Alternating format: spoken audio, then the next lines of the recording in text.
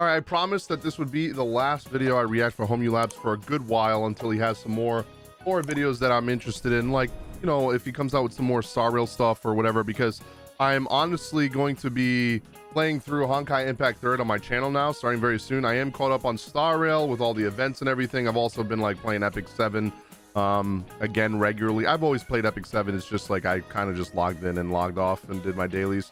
But now I'm like actively playing and doing PvP again. But so on the channel right now on my Twitch, if you guys are following me on Twitch, if you want to see my playthrough for Honkai Impact 3rd, I'm going to be starting it probably next week, streaming it. I'm going to be doing, this is going to be this cycle of content for now. It's Star Rail. When I'm going to log into Star Rail at the start of my stream, do my dailies, waste my stamina. If there's an event, I'll grind the event, whatever I need to do, and I'll log off and then hop on Honkai Impact 3rd. I'm also playing through right now the Xenosaga series. If you guys are a fan of JRPGs, especially retro JRPGs, I've played the Xenoblade Chronicles series 1 through 3. I still got to do the DLC for that. I've also done Xenogears as well, and now I'm doing Xenosaga because I've never played Xenosaga as a kid, because those games were incredibly hard to find when I was younger, like really, really hard, especially once I got into JRPGs after Final Fantasy 7 and 10 and all that. So if you guys are interested in any of that, we'll be playing those on my channel starting next Monday. So make sure you guys follow me on Twitch if you haven't already. The link is in the bio and pinned comments and description.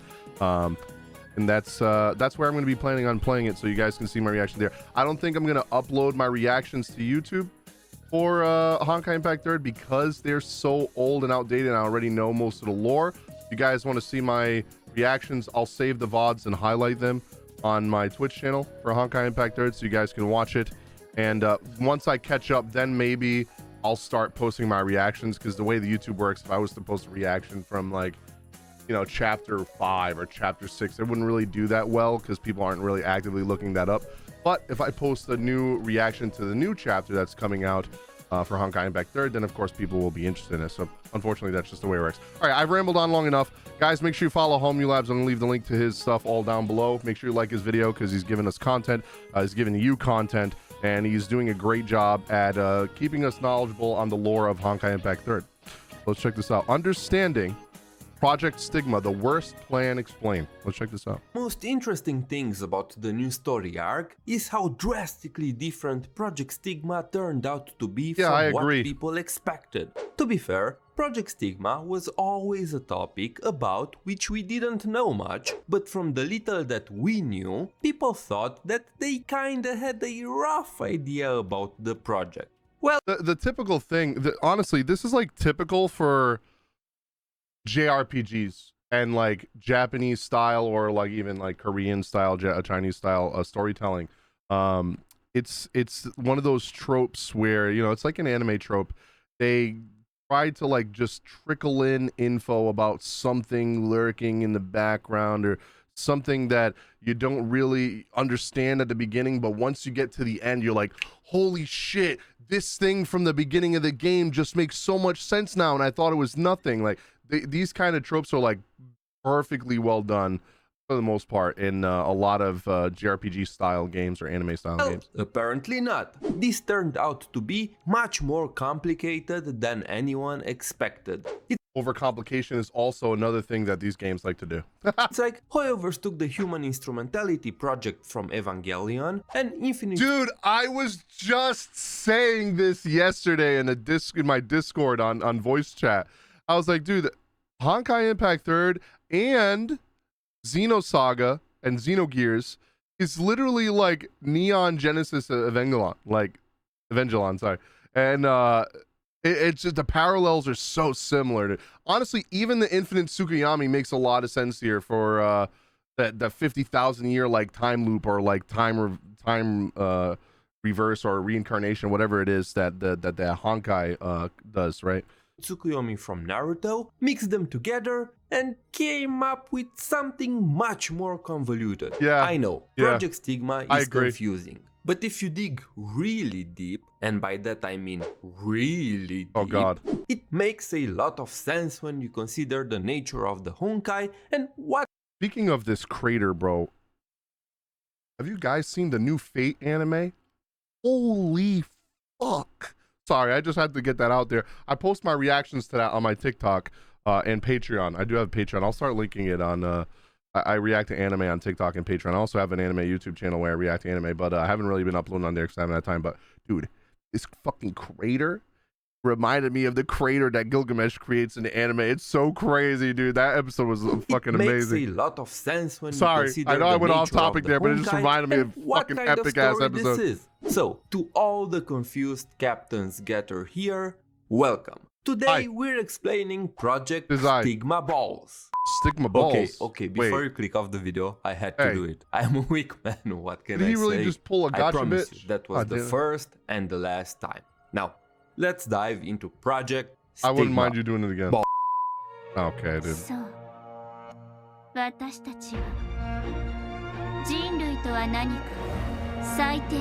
Mobius, yep.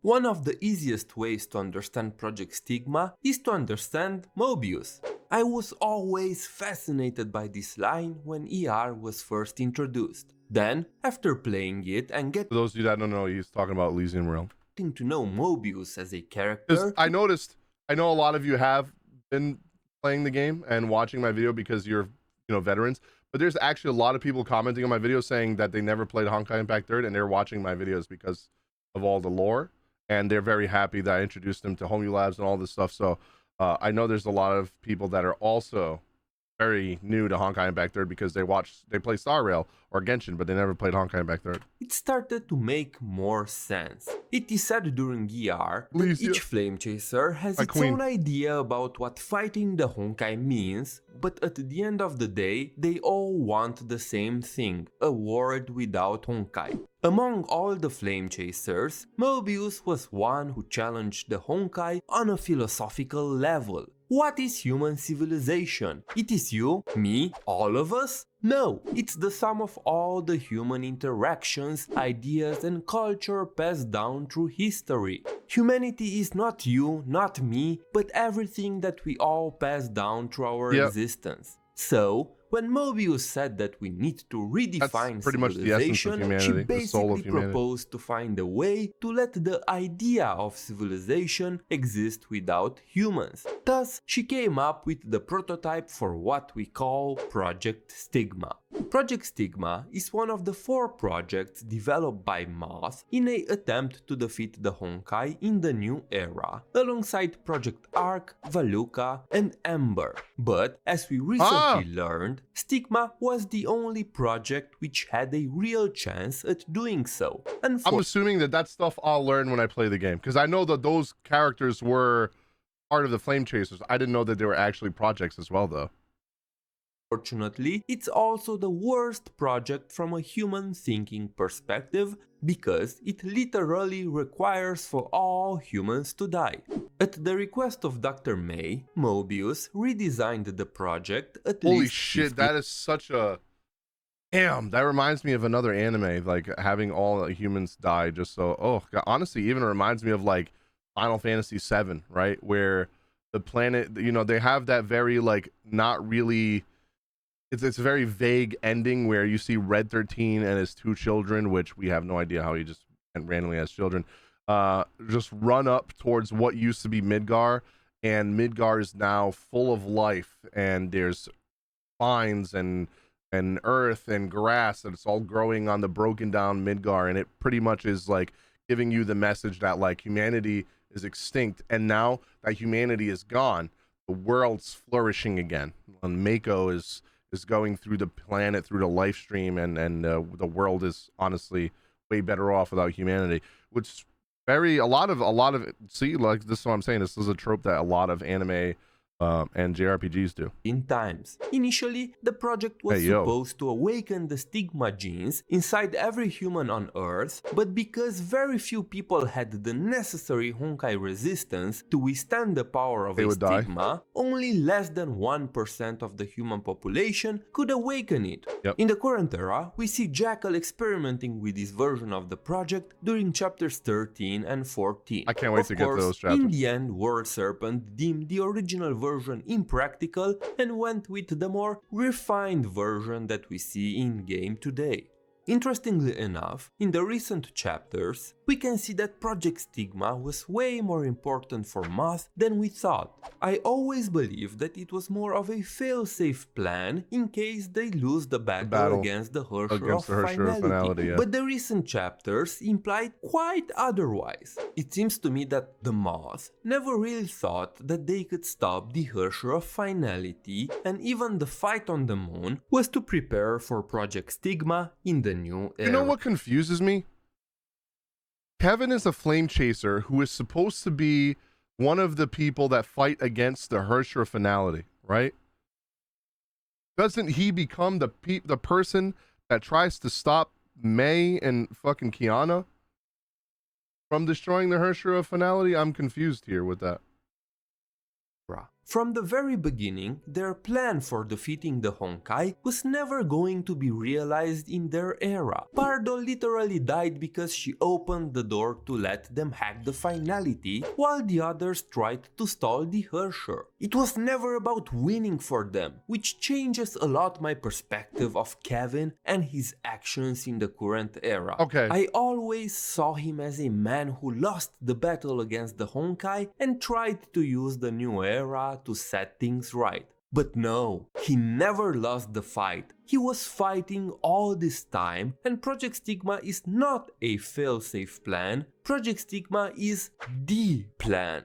I feel How like is this people dude got like the immortal? wrong impression of Kevin. He isn't just a heartless monster that wants to defeat the Honkai at any cost, but he does what he does because he has no other choice. He doesn't like Project Stigma either, that's why he tries to make the Hershers and the people of the new era understand what Honkai is. He even fought Kiana, May and Bronya using the authority of Finality to let them experience it. But at the same time, he lacks faith in the current era. He's not going to sit around and gamble on a possibility like Alicia did. Until someone comes up with a better plan, he will not stop. In the second key manga, Kevin tried to implement the project 1500 years ago, but Sue stopped him. As Sue was about to seal both himself and Kevin in the Sea of Quanta, Kevin threw him out and told him to continue Project Valuka.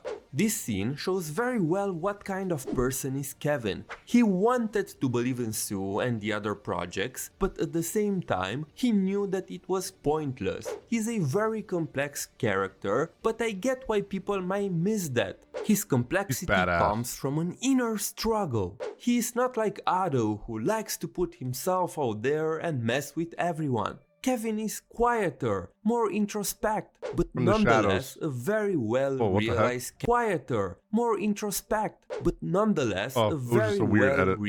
character. Just like May said, he's not an enemy, but a rival. To understand the current version of Project Stigma, we need to understand what kind of being is Hare. Before continuing, I highly recommend you to watch my other video about Stigmata, since it can help you obtain a much easier understanding. Is that another video I'm gonna have to watch? If not, that's okay, I still try to explain it in an understandable manner. Hare is a form, a new species of humans brought forth by Project Stigma.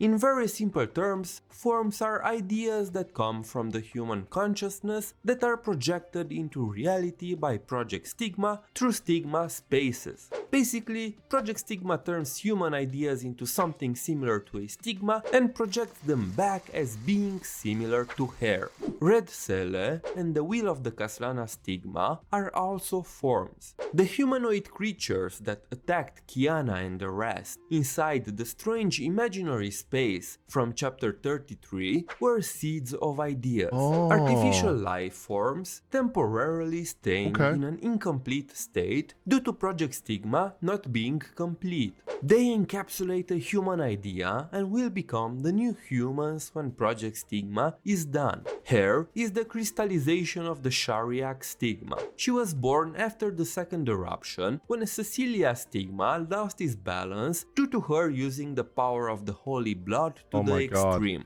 Because Cecilia interacted with the Harsher of the Void at the same time, some anomalies happened in imaginary space and made her stigma crystallize into an unstable form. I will explain her and her past in another video because she's a lot more complex than that, but what's important about her is her power called dream catching that allows her to trap humans into dreams. Please note that when they say dreams in game, they refer to something similar to Stigma spaces. Now that we know the origins of Project Stigma, let's talk about the project itself. What is Project Stigma? Well, the project itself does a lot of things that are explained using a lot of different analogies in the game. In essence, Hare's ability put all the people on Earth inside dreams. In their dreams, people live an ideal version of their lives, while Project Stigma takes away their ideas and transforms them into forms. Note that in the context of Project Stigma, the words idea and narrative are used very loosely to encapsulate a lot of meanings. So, let's explain them. All forms of narratives first exist in imagination before being made into reality. A fictional story is a narrative. Programming code is also a narrative for machines. An engineering blueprint is a narrative on how to build. Basically, any thought, idea or concept that comes from the human imagination is a narrative. So Project Stigma comes in and says, if humans are creatures of ideas, why is reality necessary? Why not just exist purely as ideas, fiction and dreams? Forms are a new species that can exist as narratives. Project Stigma wants to take humanity's narratives and transcend them into imaginary concepts that can exist and function on their own. Like getting rid of the writer and giving the story the ability to continue on its own. Because forms are living ideas, they are imaginary creatures in nature that carry on the narratives of human civilization. From the perspective of Project Stigma, the individual is not important, but what the individual represents is what truly matters. In short, the idea of you is more important than you. Vilvi puts it very well in chapter 31 EX when she says the following. つまり誰がビルビーになったとしてもビルビーの才能こそがこの世界で最も大事なものってこと？ What a person can do and pass down is more important than the person itself. You will eventually die, but your narratives will survive and shape civilization down the line in their unique way. Project Stigma takes those ideas and transcribes them into forms that can exist on their own. Let's do a small imagination exercise. Close your eyes and imagine a subscribe button. Now, press it. It turned grey, right? Now open your eyes and do the same with the subscribe button below this video. Oh, but yes, go and you can also leave a thumbs up and there. Now, the idea of you subscribing came into your mind first, and after that you acted in reality and created the narrative of subscribing to Homu Labs. Pretty cool, right? But you may ask, Homu, how does this stop the Honkai? Well, to explain this, we'll have to talk about the true nature of the Honkai. Prometheus says that reality binds fiction. Let's say that I like to play video games, right? The first thing that you do when you hear that is to associate me with the idea of a loser, I mean gamer. From your perspective, I represent an abstract idea of a gamer in reality. In that moment, the idea of gamer gets a form and is no longer abstract or free. It becomes reality through me. Now, think of Honkai as an abstract idea that exists on its own. Honkai is basically an imaginary entity not bound by reality that loves to be the protagonist of its own story. It's a form of narrative that hates reality because it's like a cage for it. Ado says it best in chapter 27. おそらく律者こそが最終的な自由。我々の文明はむしろ崩壊を禁錮し、歪みを生む枷なのかもしれない。Civilization is a cage that imprisons the Honkai. Because of this, Honkai, which is basically fiction, cannot accept reality and wages war against it. Basically, Honkai is an imaginary force that by nature destroys reality. Everything that is real, it's an enemy. It's not something that uses emotions or things, and it's definitely not an entity that wants to embrace us in the way that most of you think. The whole Honkai wants to embrace us is a misinterpreted analogy that I will explain in my next video. Thus, Project Stigma aims to transform life into an imaginary existence that it's independent from reality, just like the Honkai, okay, this makes a lot more sense now. To peacefully coexist with it. That is why Schrödinger calls Project Stigma a web that can absorb the power of finality. It creates a web of ideas to stop the spreading of finality. Herschers and Stigma Awakened are in an opposing relationship with each other. Herschers rip the space apart and create imaginary singularities through which even more Honkai seeps into reality. Stigmata can balance that process by being imaginary in nature and being able to absorb Honkai energy. As we saw in the Strange Space from chapter 33, because both Herschers and Stigma Awakened were present, the space around them has stabilized and continued to expand, so it's like a yin and yang kind of thing, trapping almost. them inside. But as soon as they got separated, the space was no longer stable, and it could be ripped apart. So I'm right. So it is kind of like yin and yang, like a balance is needed. Both are needed. The real humans will slowly fuse into a metaphysical being that encapsulates humanity's collective unconsciousness, which Grey Serpent calls Adam Ruhani, meaning spiritual Adam. Dr. May calls the Honkai the result of a civilization becoming one will. So, in another sense, Project Stigma facilitates the evolution of the human civilization. Dude, this kind of reminds me of 86. Like that alien race, like the mechs that are like killing humans and then like eating their brains and they're all like one hive mind. Into a godlike being similar to the Honkai. I know it's not the same, but it just reminds me of it a little bit. As the childhood of civilization, implying that both finality and Project Stigma tries to force the evolution of humanity through different means. While Honkai wants to destroy humanity in the process, Project Stigma wants to preserve the idea of humanity through forms. I really hope that this video helped you understand. It did. I definitely understand Stigma a lot more now. If you have any other things I was kind of like not really understanding what Stigma was about, and you'd like to see a video, I'm probably not going to watch the Stigmata video that he did because I'm probably just going to experience that myself when playing through the game. If I don't understand it, even after playing through the game, I will definitely be watching his video to right here, the Stigmata video, to help me understand a little bit more. I hope you guys enjoyed this reaction. Let me know in the comment section down below if there's anything else you want me to react to. I'm still gonna react to the rest of the Honkai anime. I gotta post the rest of that. I also have to finish my Final Fantasy 16 reactions. I'm putting up. I got a lot of Star Rail videos coming up. We got stuff coming out for Star Rail on Saturday. We got the new live stream. I'm probably not going to live stream that.